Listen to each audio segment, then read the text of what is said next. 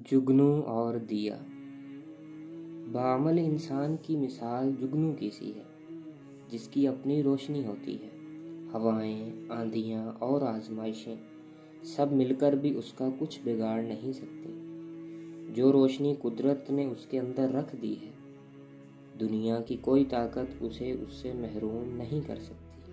بے عمل انسان کی مثال دیے کی سی ہوتی ہے، جو ذرا سی پھونک سے بجھ جاتا ہے، ذرا سی آزمائش سے اس کے قدم اکھڑ جاتے ہیں، ذرا سی تکلیف سے اس پر گھبراہٹ طاری ہو جاتی ہے اور وہ تلملا اٹھتا ہے۔ کیونکہ عملے پہم سے اس نے اپنی روشنی پیدا ہی نہیں کی، سو قدرت نے اس کے اندر وہ نور رکھا ہی نہیں جس کی بدولت اس نے رجل حقیقی بننا تھا۔